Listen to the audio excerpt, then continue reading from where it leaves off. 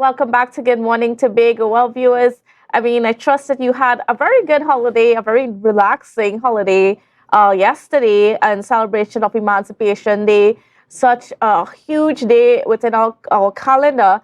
And, then yeah, so it was a wonderful time here in Tobago, but we're going to get straight into our conversation now with Mr. Watson Duke, political leader of the Progressive Democratic Picture. Sorry, the name just slipped me for just a second. Sorry about that, Mr. Duke. But good morning and welcome to you. Good morning, Candace Jackson. Good morning, Tobago. In particular, my constituency of Roxborough, Argyle, Delafour, and all that falls within. So, pleasure to be here this morning. All right, so Mr. Duke, tell me, how are things in Trinidad in terms of the party campaigning for the local government elections in Port of Spain? Things are on track. Things are exactly the way we want it to be. We are keeping as much as possible out of the unfriendly media, and we are meeting the people where it matters most, in their homes, on the streets, and on the beat. So you're right on track. Now, one thing I noticed about your campaign so far is that you are going about it in a way that you went about your campaign in Tobago for when you were putting yourself up as an independent candidate for the Tobago East seat in 2015, in terms of you going out there with the blowhorn and so on through the communities.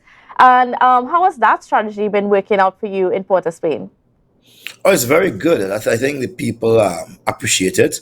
People in Trinidad now are tired of the same old, and meaning what they had grown accustomed to is a type of cookie cruncher politician. They come around every 4 years, 5 years, and they big music trucks and give away money trying to buy votes. They want something that is organic, something that is natural, something that is not overhyped, not supercharged. They want something that is very low key, deep, profound, and something they believe they can touch. So when I'm on the ground, there's no table before me, there's no stage, there's no bright lights on me and the people in darkness. I do not have any glass of water, and they have to buy bottled water. The ground I'm standing on is the same ground they are standing on, and they can come as close to me as they desire. So for me, it's a very good thing. And we're also seeing that there's a whole lot of attempts within the space in Trinidad right now with the political parties. There's a lot of coalitions happening, but we see that the PDP remains itself in Port of Spain. Certainly, certainly. You only join a political party for strength. All right. In this case, the PDP is not in a weak position. Based on the last political match, the PDP defeated, or dare I say, devastated the PNM completely. It places PDP ahead of the UNC. The last match, the UNC lost. NTA could not have been found. So who are we going to merge with at this point in time? Those that lost. And when you merge with that type of party, they want you to be an underling, an altar boy, play second fiddle. We do not subscribe to that. And then what's also interesting is that you are in a position where it's very possible that you could come out with a few councillors or a few aldermen as well in the constituency, depending on how the elections go, based on the fact that the PDP is the only one that is putting forth candidates for all of the districts in Port of Spain against the PNM. Well, to correct you in that, we only doing 8 out of 12. There are 12 districts. Okay. We are doing 8. You require 7 districts to lead the city council. In this case, we expect to have all 8 seats. We have been diligently campaigning, and we've been doing so, I would say, in a very sensitive and meticulous manner. And so it's more art for us where we every stroke makes sense and every stroke paints a picture of what we are trying to achieve. We are confident that on Monday 14th, Port of Spain would change hands after 67 years from the PNM to the PDP. The people understand our style of politics. Our style of politics is different from the UNC, NTA, and the PNM. We are the only politician that believe in the grassroots. We have been traversing Lavantil, Port of Spain East, which stretches from Belmont all the way down to Silas. Yeah, that comprises of about 7 districts, almost 8 districts, basically.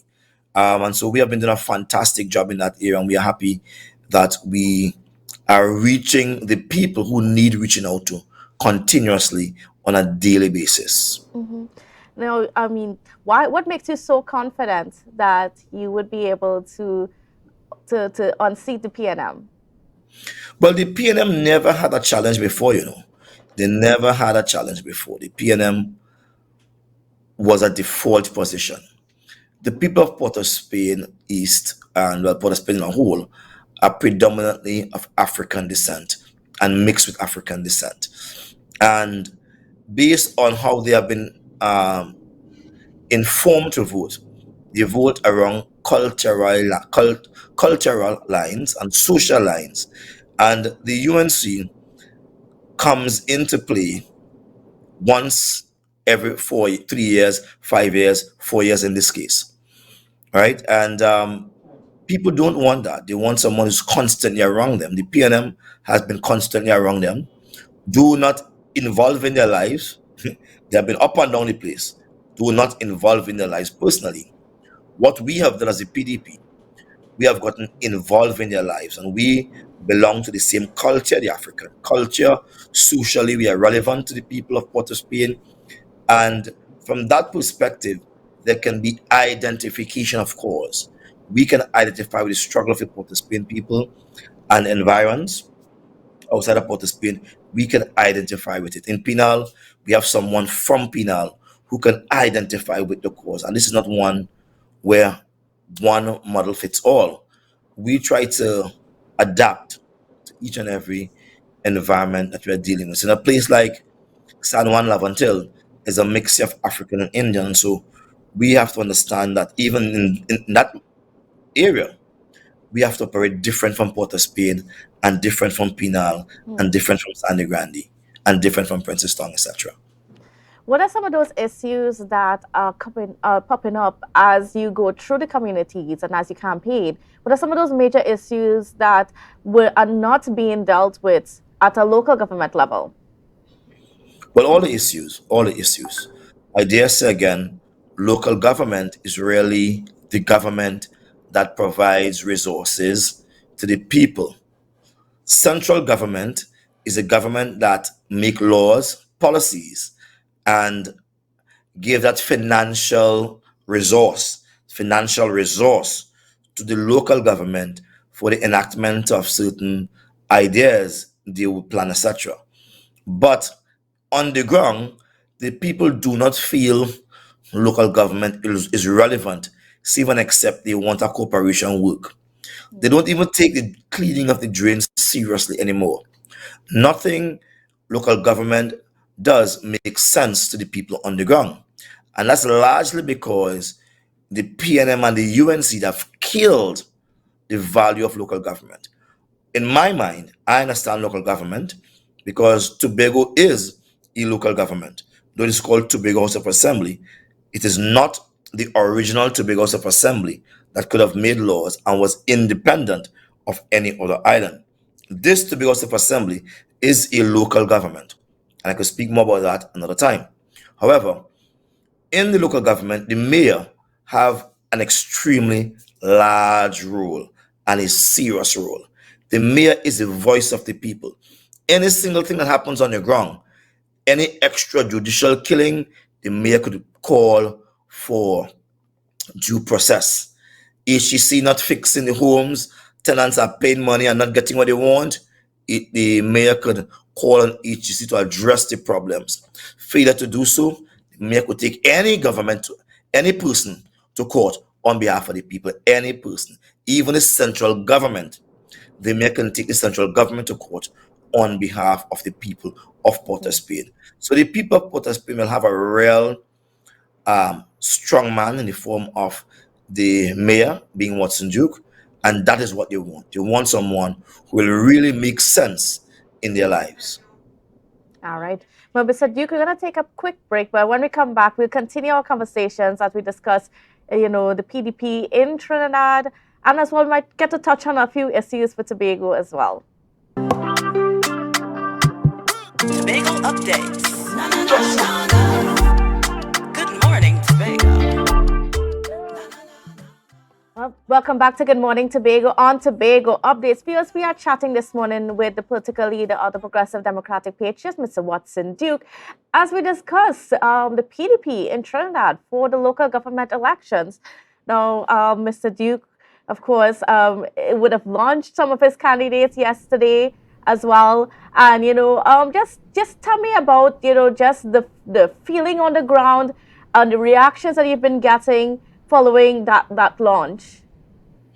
But the vibes is good. Trust me. We have energy, energy, energy, more than power gen, more than any of the power plants. We are energized and the people are ready because we wanted to wait until the last 2 weeks to ramp up our campaign. And you will see our campaign being ramping up, not the way the other parties ramp up their campaign with 10 and 15 loud noise on the road. Nobody can hear, old people getting frightened. We're not doing that, right? We're going to ramp up our canvassing, ramping up, talking to our people, addressing their concerns. So from the time the 15th come, and we would have won on the 14th, once we are sworn into office and appointed, we could just plug and play, turn the key, and let the game begin. Full governance, full governance. That's what we're ready for. We're excited.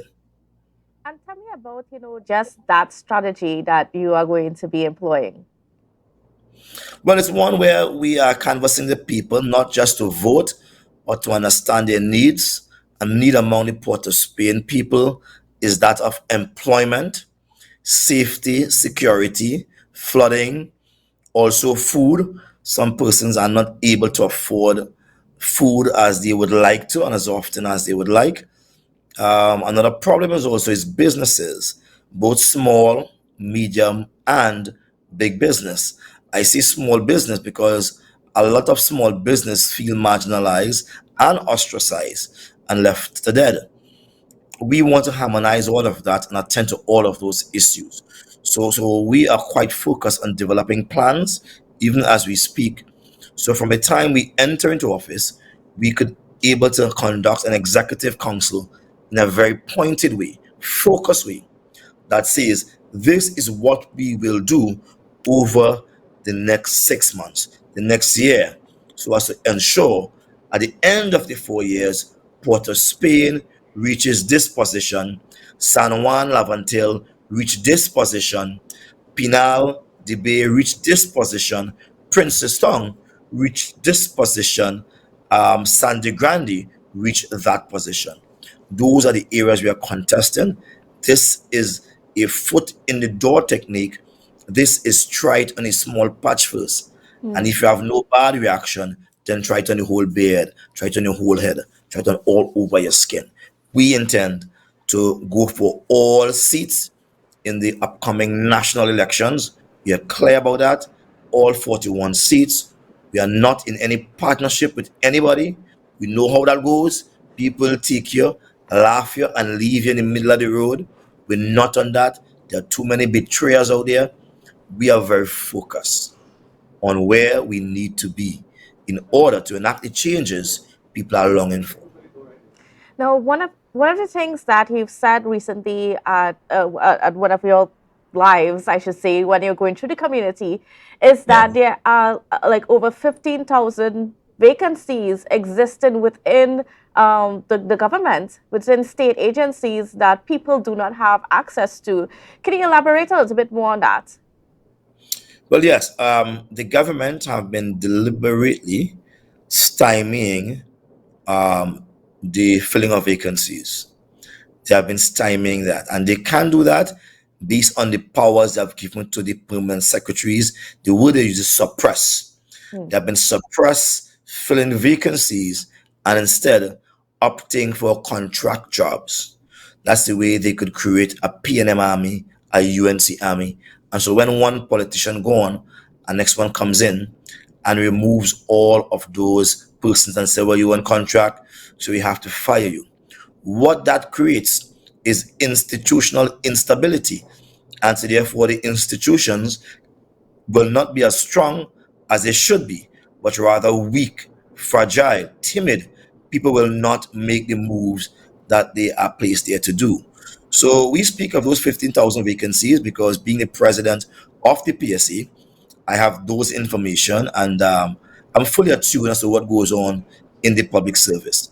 It will be the first time that someone who understands the public service from the belly of the beast, so to speak, comes to lead a corporation or a local government in a way that would reflect the yearnings of even these public servants and these contract workers. We need to stop enslave people and make them economically weak.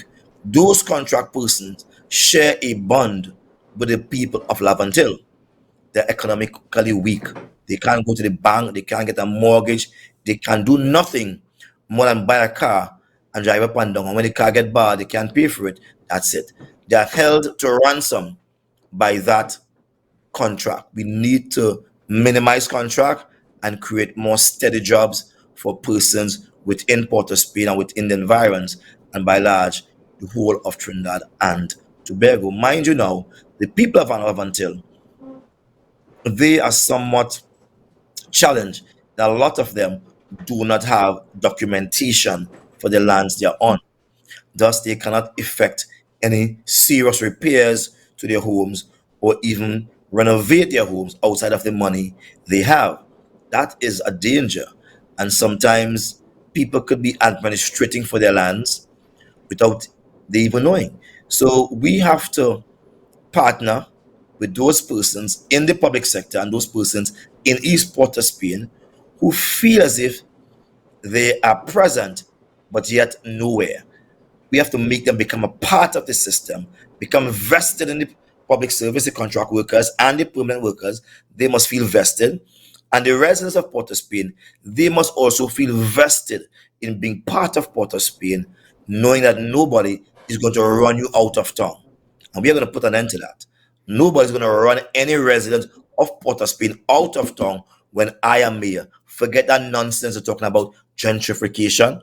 Want to pauperize and make people vagrants? Not under the PDP. It cannot happen and it would not happen. I say it now, loud and strong, in that gentrification project. We don't want that in Port of Spain. Let's rebuild the houses in a decent way and allow the residents there to continue living, and we will work it out that they live not as a drag on the system, but a benefit to the system. All right, Mr. Duke. But as we're getting ready to wrap up our conversation this morning, I have to touch as well on what's going to happen to your representative situation here in Tobago, being the assemblyman for Roxborough Argyle. What is the future looking like for that district? Well, I would say I will not cross the water unless my feet first touch it. I will not cross the river, sorry, unless my feet first touch the water. So let my feet touch the water and then I will see how I'll cross that river. All right. I want to thank you so much, Mr. Duke, for being on with us. It was a pleasure speaking Thank you with very you much. this morning, and we're certainly looking forward to see what happens with the local government elections and to see what impact that the PDP makes in Trinidad as they go forth in this venture. All right, viewers, we're going to take a quick break, and we'll be back with more on GMT, so don't you go anywhere.